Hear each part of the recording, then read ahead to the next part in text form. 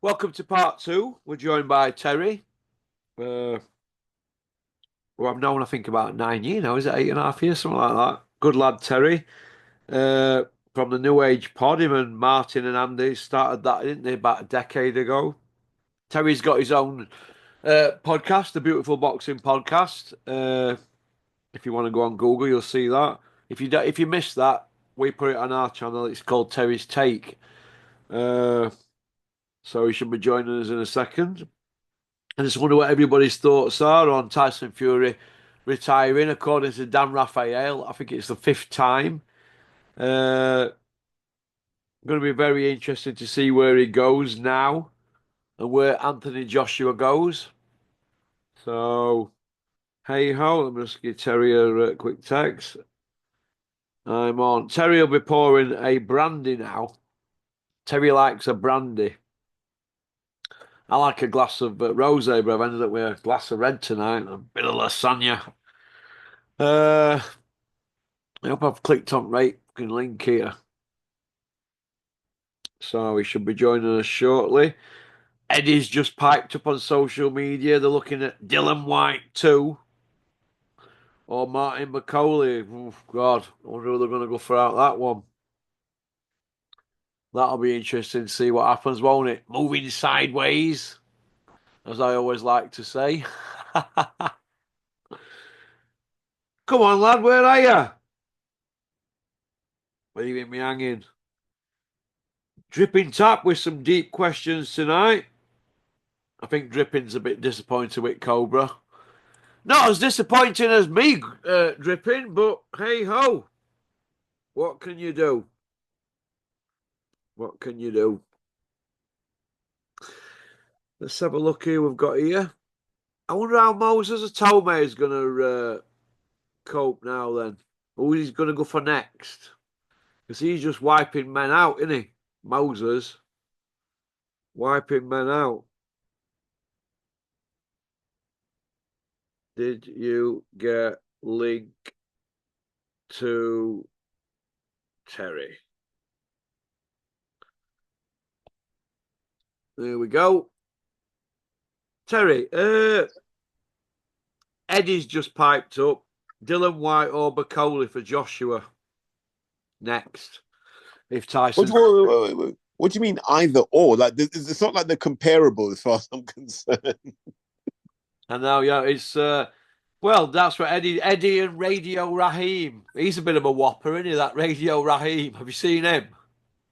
But we got to give him his respect as well because he's been in this game a long time. Oh, he was one of the pioneers, wasn't he? With Early Setback. Yeah. So that's why I'll always give. He annoys me sometimes, but I've always got that respect for him. I'm like, no, you were there. You were there early on. He gets on hook, Terry, doesn't he? And then he lets them off, doesn't he, though? They all do because they want to keep showing up, don't they? Yeah, I couldn't do that. I have to go for jugular, don't I? But sometimes, Russ, you got to play the long game. You're going to play it long game, and that's probably what's been my downfall. My channel, why it's probably not got as big a following as other people. So if you think about your fan base, right? Fan base, yeah, go on. Yeah, no, the Porky Russ universe. Think about it.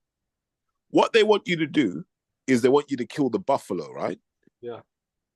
They don't want you killing the little voles and meerkats and that. They're like, leave that for other people. You're Porky Russ. You gotta go and kill the buffalo. So sometimes you gotta just be like, I'm gonna give them entertaining content. I don't have to go for the kill, but there'll be certain things you gotta go for the kill on. It's like that first time Joshua lost, right? Everyone just gave you the lane. I remember everyone just like, we're not recording this week. This is just Porky Russ's week. That June 2019, that everyone just knew. It's like, no, this is Russ's week. He's got a lot to get off his chest. Just give him the lane. Yeah, smashed it that week. That's what I'm saying to you. Yeah. So I don't think your fans expect you to be on the hunt, on the kill every week, but in the key moments, that's when they need you. I killed Bellew, didn't I, when Usyk put him on Button Moon. Yeah, and that's when it needs to happen. Times like that, but every other time, man, you can have a laugh, interview people, be all right. And I think if you take that approach, that will give you longevity because then people in boxing will be like, I know when he's going to come for me, but apart from that, he's all right. Oh, I'm coming. But If the ice breaks, I'll be waiting. start calling you Jaws now.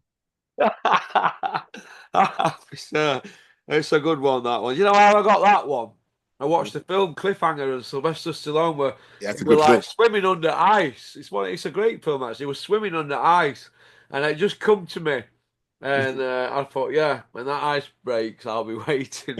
And I've put my own little spin on it. I have these little porkyisms, don't I? Like, some. I don't know where they come from. Like somebody keeps emailing me and going, "Oh, I like that Dave Caldwell gag." I said, "Which one were it?"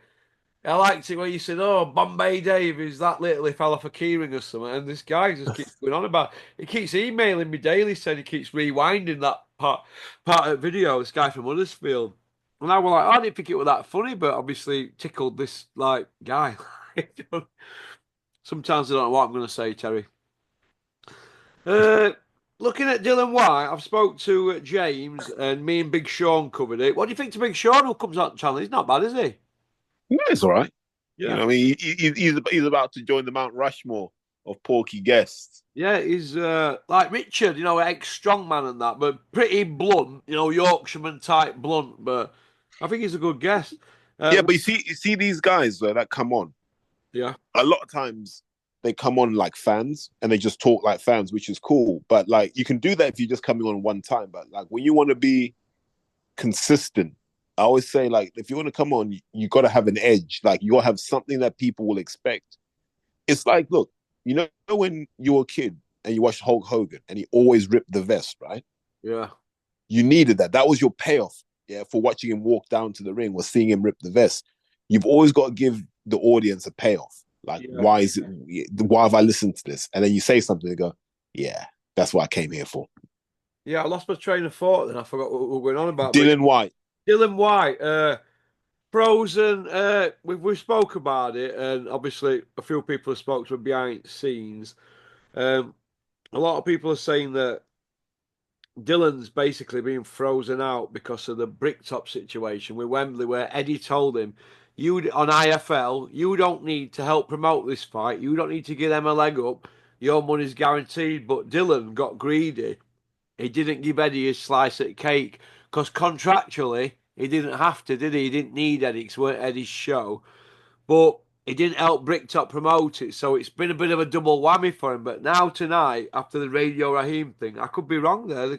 Dylan, he's thrown Dylan's name into it. Mix is kind of like throwing him a bone because he needs him. And can you see how two-faced Eddie Hills is? Because Dylan's been sent to Coventry, hasn't he, for quite a while now, hasn't he? And now it looks like they're trying to weave him back in because they might need him so Joshua can be spoon fed, to keep him. I, You know, I will.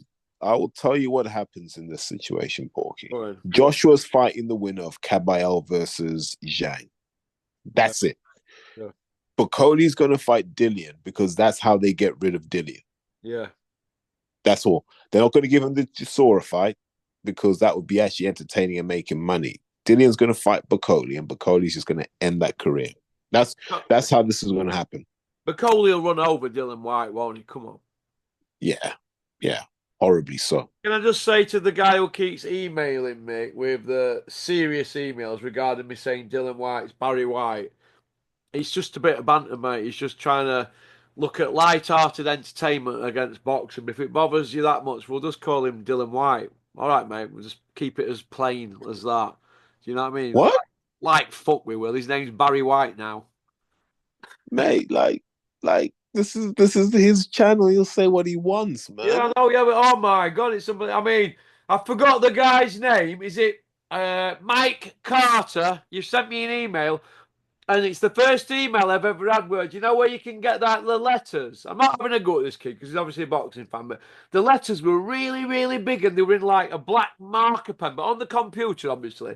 And it were like I never comment on anybody's channel ever. And I left a comment for the first time in ages on Atman's channel because he did that one about Fury yesterday, and I just put class video. And he went, "I've just seen that on Atman's. I'm not happy with that." And I was looking at it, and I showed him my little boy, and he was like, "God, aren't you allowed to comment on other channels?" And I was like, "Wow." don't boxing fans get really involved, kind of thing? In so I'm not even going to comment on other people's channels now, but because the reason I don't is because there's that many Porky Corner fake accounts.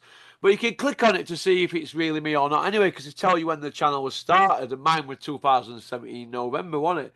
And But it'll take you to all the videos. yeah, but because I don't comment on other people's channels, Terry, I was really stunned by it, Mike. I was stunned by your email, mate. I was shocked. I got really, really shocked, mate. Honestly, I went, wow, I commented on the channel. And I just put class video because I never used to be a big fan of that, man, because I always used to think that he were up at his arse, but he's become more balanced and, like, not as biased now. And I think he's a really good channel. I don't know what you think about it, his channel. I think it's all right. Like Yeah. it's balanced, it's fair. Like Yeah. I think I look at it when there's really odd phase at the moment, Russ. I call it the stability phase. Because like initial phase was about really exposing all the dirty stuff in boxing, Yeah. the phantom fights, the doping, fighters not getting paid, right? But we've done all of that to death now. Yeah. And it's all out in the open. Fans know it. They know what's coming. It's like we just said, when Hearn mentions Dillian Whyte and Martin Bakoli, just know that none of them are fighting Anthony Joshua because there's too much of a gap in ability between those two for it to make sense. So Yeah. people now know what that game is. Mm. And I think, let's get this one right. So now we're in the stabilizing period where fans know, we know, everyone knows. And what we're going to get to is this cliff edge when the money runs out and it's going to start getting contentious and messy and stupid again. Then we're just going to be back to having to expose people. Well, we basically call people out on the bullshit. We give praise. I mean, what is the theme of our channels? What we do, we give The praise where truth. it's due. But if there's any doping or like that, we call people out on it. Now, my argument with this doping situation, mainly the Conor Benn one, is he hasn't explained himself, has he? But yeah, he's going to fight Christopher Eubank at Spurs ground in April. I've known this since Saturday. I can't see who's told me. I'll just text you now. Uh, but you probably know anyway. So they're going to fight and they're going to earn millions of pounds. But I've got a problem with that because Conor Benn hasn't explained uh, about the doping situation, how he got busted twice. And there's too much of this going on, and there's too much rumours about silent bans and that. People are getting punched in the head. Now, you've been a boxer, Terry. I haven't. You've been a trainer. I haven't. But I've been as close as I can without being a trainer to boxing, as close as I can without being a trainer and a fighter. Yeah, I've done boxing training, but I'm not a fighter, right? But you've seen it a bit more brutal than me. I've only seen it when I've been to gyms on behalf of Dennis, this and that, and blah, blah, blah, and been filming. It's a brutal sport. Kids are getting knocked about. Kids are not getting paid on time. And it's full of backstabbing and sneaky moves. And I've especially got a massive problem with the doping situation, but especially when they're as sullen as Conor Benn and they're strutting around, rubbing everybody's nose in it. I bought a 50 grand watch. I'm in a Rolls Royce convertible, blah blah blah. Be humble. You've been busted twice. So he's playing the villain, isn't he? But he's got his own way, hasn't he? No, like his career is shredded. You think? What he's going to fight Eubank? That's going to be his first meaningful fight in 3 years. Yeah, I know, but I want to know how He Conor. didn't even oppose the Vietnam War. Do you know what I mean? Yeah, yeah, but how's Conor Benn, right? Who's not fought for 3 years as a welterweight? How's he ranked number two? Because the division's that bad. There's a lot of divisions bad, Terry. Welter, middle, super middle, all very weak. Yeah, maybe Conor will go up to Superman. No. Um, so look, I have an issue with it because I don't like how we haven't had closure. That's my issue with this. Him getting caught, I just don't think boxing fans care anymore. Like the majority of fans don't care about doping anymore. They've now realized everyone's at it. And they're more angry that you get caught, not that you're cheating, right? And we would just like have liked some accountability. I think Conor Benn would have been boxing now if he just held his hands up and said, look, yeah, messed around with the wrong thing. I was stupid.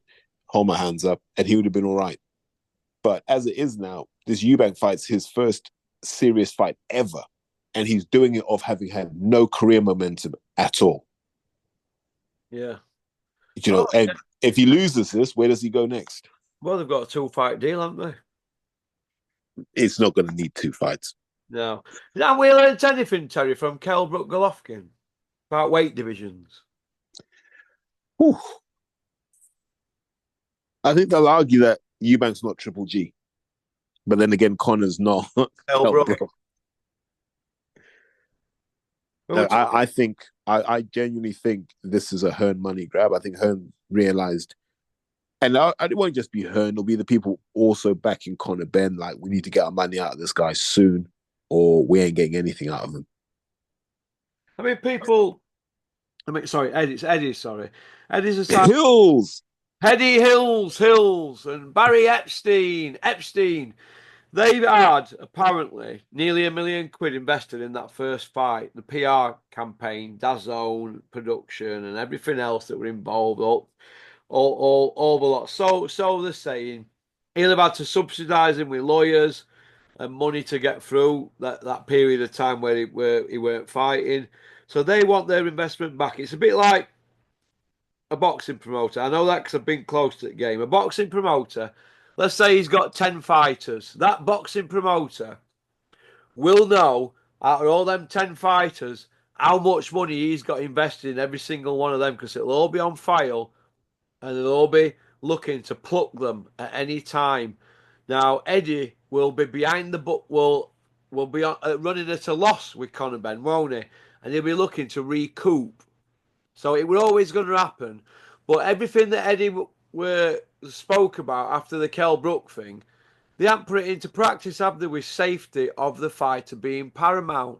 And I think Conor Benn, who recently, well, not recently, but not long ago, was saying he could do light welter. I can do light welter, I'll fight for the world title. He's now fighting a guy who's a former champion at 168. And they're going to fight at 160, Terry. So, who's got Conor Benn's best interests at heart? Is it Eddie Hills? Or Nigel Benn? Has he got his son's best interests at heart? Because Nigel Benn should know more than anybody about weight. What happens when you mess about with weights? Because he were put in an hotel by Barry Hearn when he fought Eubank the first time in Birmingham. They put him in an hotel, and Barry Hearn had a big, massive bowl of fruit put in the hotel room that he were in. They left Ambrose Manley left him in there for hours, and he were grazing on the fruit, wasn't he? And then when it come to checking his weight, he's you're 6 pound over. They had to go knock it off, and that was difference on the night, wasn't it? So you'd have thought that Nigel would say to him, "Don't be messing with weights and that. He's too big for him. He's taller than you, longer reach.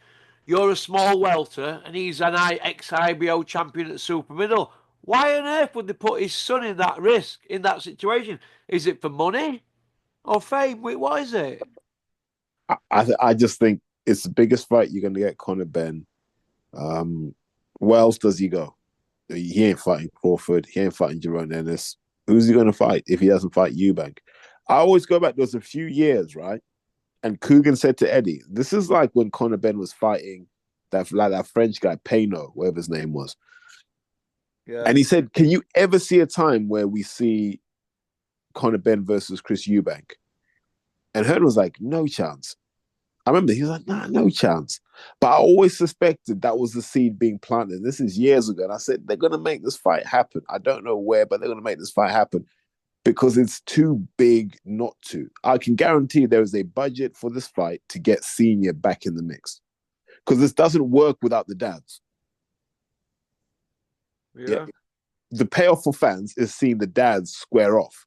And then the dads start talking about, what are we getting on that night as well, Chris? Let's get on that night Saturday. Let's do it, Chris. Do you know what I mean? Like, I can see that happening. Like, how else are you going to make this mega? Like, I want to see that. I wouldn't mind seeing a 4-rounder between the dads before. Wouldn't you? Yeah, I'd watch between the two dads. Yeah, man. Listen, you lot just have a little 4-rounder. Yeah. I don't think they'd do it. I mean, I saw that interview with English, he calls himself now, doesn't he? He said, can you refer to me as English? He was saying he was down to his last 150 bags. And apparently he's like Davy Day, he ploughs through dough, doesn't he? Well, he's got an image to uphold. And I think he's also one of those guys who just gives away too much money. But I think with David, now, David, when you see David out and about and he's being flash, just know someone else is paying that. You reckon? Yeah, I've been around him, mate. Someone else is always picking up the tab. Well, I've heard stories, Davy Day out there in Marbella picking up 40 grand bills for catering and stuff like that and throwing it around like confetti. Rita Ora there dancing about and all sorts of famous. I will tell you now, someone else is paying for that. He's one of the smartest people in terms of like the social side of humanity. I've never seen someone able to get money out of other people like he can. Well, what about when he bowled into that mate place and bought a C63 when they came out, 100 bags, and he gave it that birdie were married to, that Natasha, a white one. You remember with big 21-inch wheels on it, with big deep dish alloys on back, brand new 10 to gallon job. And he lost about 40 grand in first week. And then that roller he got a couple of years ago, 200 bags, well, worth 100 bags after 6 months, and he hardly used it. I mean, the guy's crazy with dough, isn't he? That Rolls Royce is beautiful though. Did you see it? Mate, I've seen that everywhere. Like there are times I'll just message him, like, what are you doing in Bayswater? Just message him randomly. Like I was one time I went out for lunch and his car was parked and I was like, nah, he can't be in the same restaurant we were. Thank God he wasn't, but his car's just parked in random places. Yeah, Yeah, I man. think it's all time, doesn't he? Yeah, he doesn't care, man. Like he's got dough, he's all right. And he's just a Okay. smart man. Uh, Women's boxing, Terry. Where's it heading now? What's going on here? And why has Coogan and IFL given Sky Nicholson the Female Fighter of the Year award? Um Sky's had a good year, but I don't know if she's female fighter of the year. But I don't know who would you give it to instead? Katie Taylor, Terry Harper. Yeah, but no, they defend with their faces. So yeah, I don't know. I don't know who you'd give it to. I'm not even that plugged in anymore that I know who's who. Okay. What about Give it Shannon Courtney for all I know. Shannon Courtney? Is she coming back? At some point, they always do, don't they? He's having a Bridges coming back. Uh 'Cause she's pissed a few off, hasn't she? why? What's she done? Well, apparently she's a bit of a diva. I mean, she was Man City, wasn't she, at one point, then Leeds United. If she comes back, will she be Liverpool if they win Prem? Oh, you'd love that though. Hey, listen, Arsenal are faltering though, aren't they? What if, mate? We're not faltering with garbage. What did you think to Man U game of the day? Garbage. You know, Look, you. Arsenal, they always start good at the season and they always tail off after Christmas, don't they? we Here's what I've said about football for a long time. You don't win the league without firepower. Yeah. You don't. Like you look at Liverpool, right? Salah, elite. Yeah, you just the Premier League legend. Luis Diaz is on his way to becoming a Premier League legend. Cody Gakpo's class. And then if they're not firing, you can get Nunes on. And Nunes will start for every other team in the league, as far as I'm concerned. But at Liverpool, he can't start because that firepower is so insane. Yeah. And it used to be the same with Man City. Like they just had firepower. Arsenal don't have firepower. Since we got rid of Van Persie, we haven't really had firepower. And until we get that firepower, what can we do, Russ? Do you think Nunes is just an athlete? I saw that thing on YouTube where he does 100 in 10 and a half seconds, which is quick for a footballer. And he's apparently him and some Italian at fastest in football at the moment, right over a certain in kilometers. But I don't think he's as sharp as Salah in front of boxes. But he does his work rate and his effort, and he's a team player, isn't he? But I don't think he's as sharp as Salah. Do you? But Salah's got better. Do you remember when he was first at Liverpool? He was just wasteful. Yeah, he had a lot But of chances though. Everything was geared towards him, wasn't it? I mean, Salah's goal ratio. He averages 32 a season for every season he's been there. That's not bad, is it, that? No, he's good, but I think he had to go through that process of improving, and Nunes has got to do that. I think at some point it will click for Nunes, and then like he'll just be flying. Like Thierry Henry when he came over, he had to find his feet at first, didn't he? Well, that was what I think for him. It was more emotional and not technical because he was a hell of a player for Monaco. I remember that because Yeah. you'd see him as a 17-year-old playing. He's like, no, no, he was decent. Him and Trezeguet up top, Yeah, crazy. David Trezeguet, remember him? Jeez. Yeah, Old school there, Terry. Go on. go on, get up Uh, there, my boy. yeah. Dr. Osman, this is a subject that you and Larry could discuss on your channel if you could get Larry on. The amount of emails I get asking, could you ask Terry if him and Larry could do a piece again? Uh, I will do one this year. I promise. yeah, well, if you could get Larry on, that'd be good. Dr. Usman, he's on Tyson Fury's profile. Dennis McCann's, he's gone under radar. Dennis McCann to say what he's failed for, hasn't he? Yeah. Conor Benz and the Boxing Board of Control head Joseph Parker. No, no, no. Joseph Parker. Parker as well. Robert Smith's come out and said there's Anthony Fowler. oh, Anthony Fowler.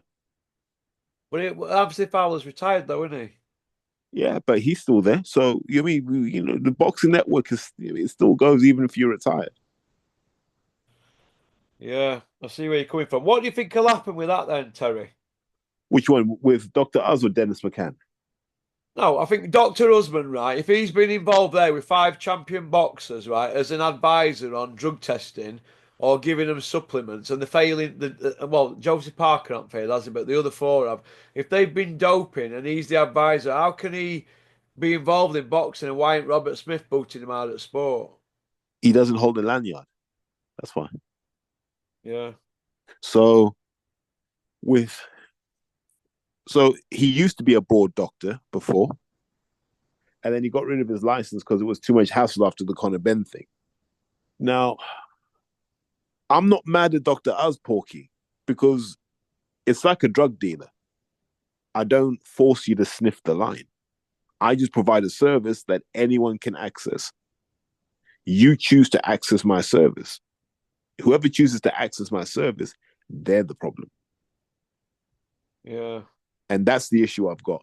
The fact that people are so comfortable that no one's like, well, why would you do that? Like, that's cheating. No one thinks like that in boxing. Yeah, yeah, I just think it's bad, and something like Dennis McCann, he's only a bit of a kid, isn't he? You just get the impression that he could have been took advantage of or something. Do you think? Well, we don't know the facts, but you won't think butter and melt, would you?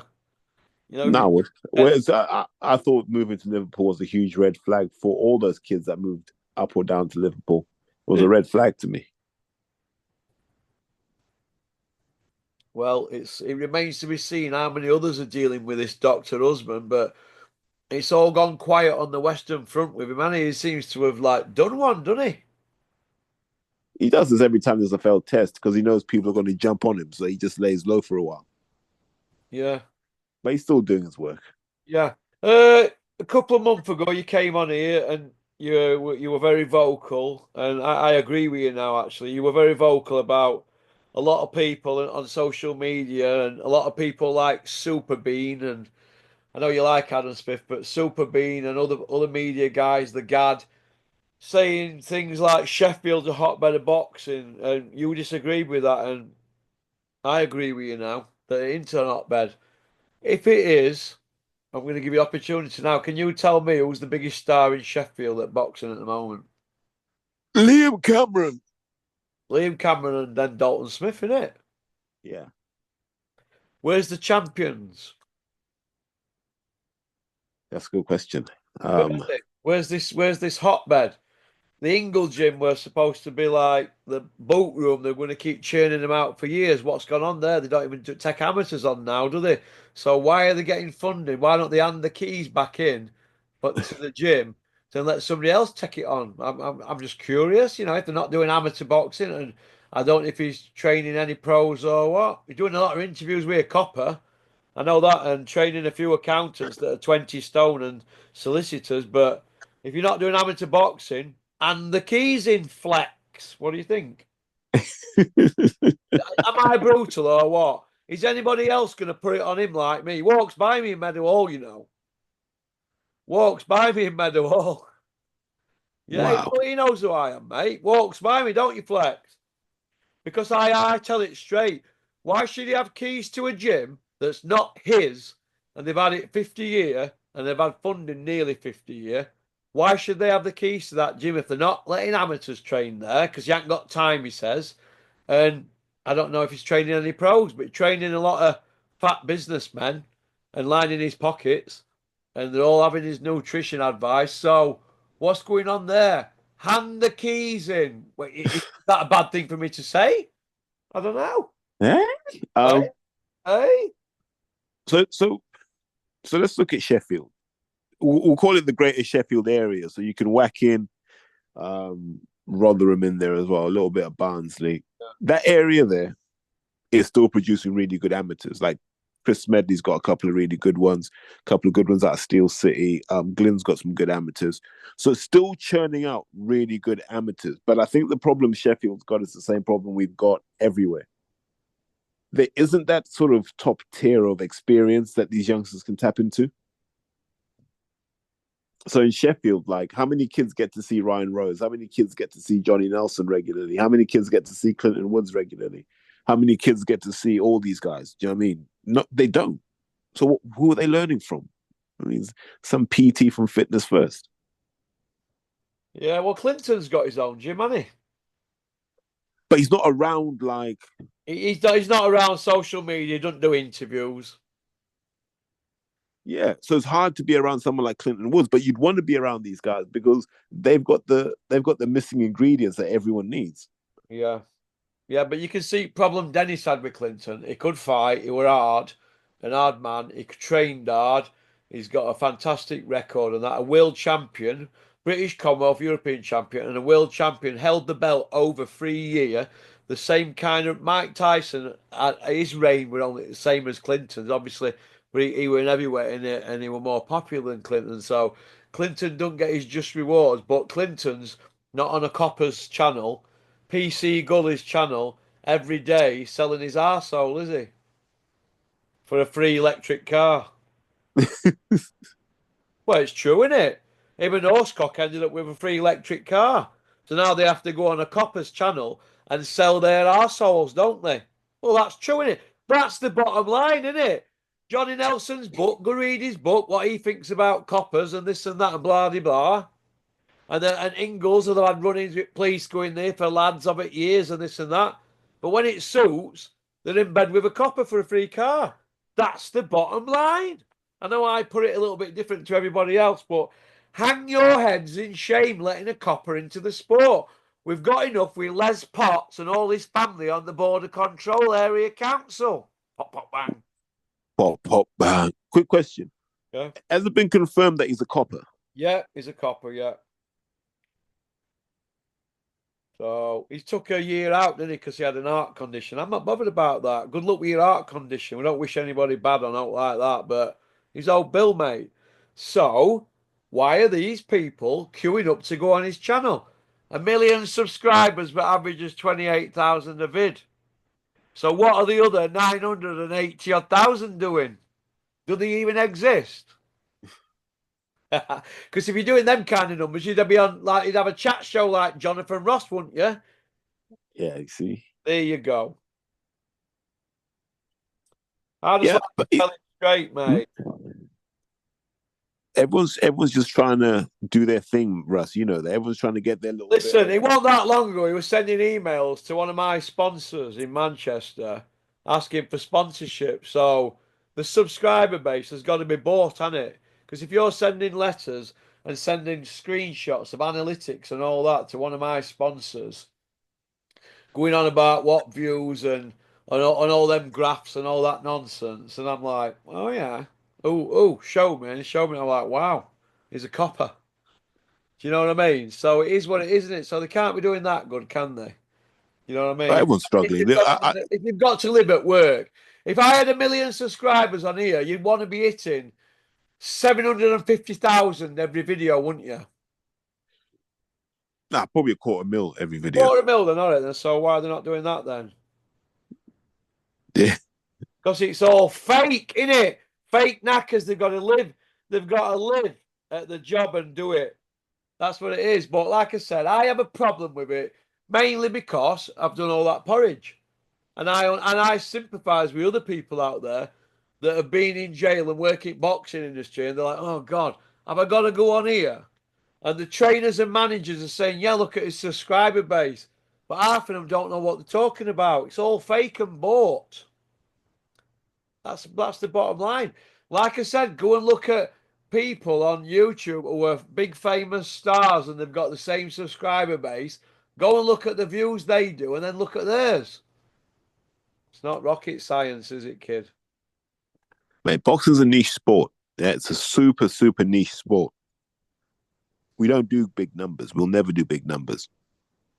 Until you've got big events and big fights, then you might do big numbers then. But generally speaking, it's not great.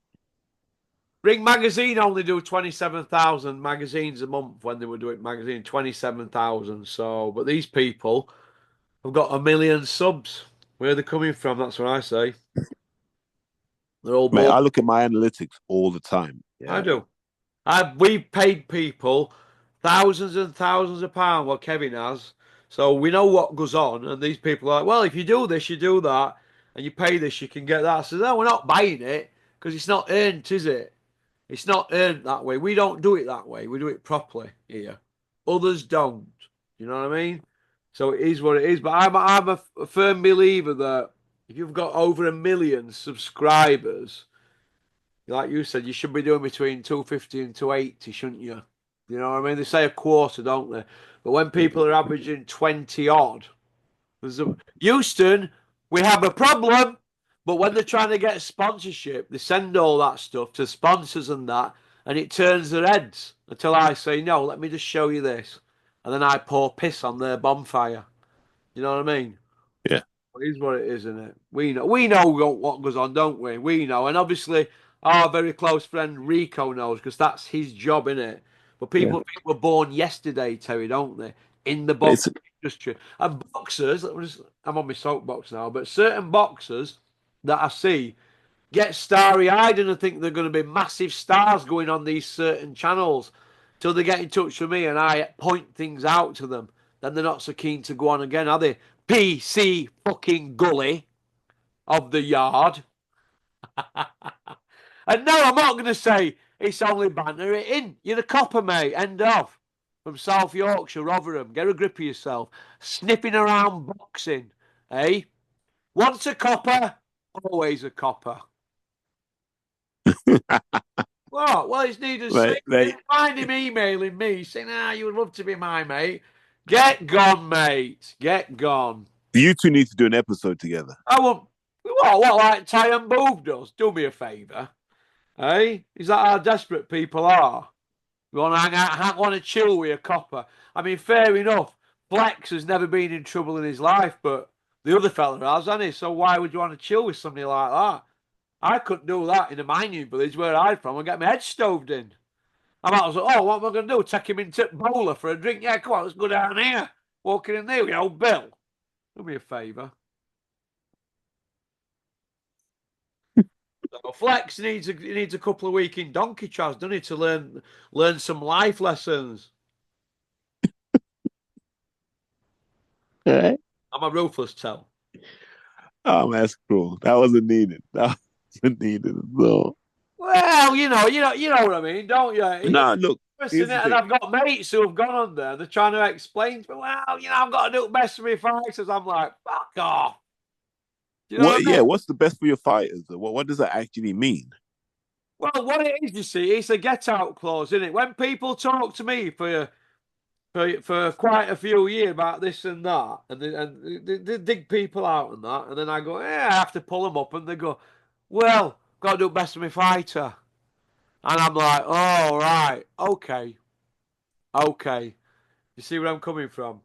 So Yeah, it's like Roberto Smith in it. When I pull him at Dennis's shows, I said, oh, Robert Smith's over there. And Dennis would be like, oh, don't start out. I said, I won't. And then as soon as Dennis is, you know what I'm on about. As soon as Dennis is out my eye shot, because he has to work the room, doesn't he, all night? I'm straight over. Robert, what's your mark out of 10 for what you've done for border control over the last so many years? What would you give us an out of 10? And he's like, and then they do a runner. And I put it on all of them. Ask my mate Frank Smith. I've got a photo here.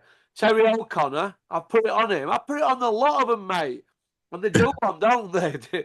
I'm like, point me in that direction, don't they? Because I'm a mouthy little so and so.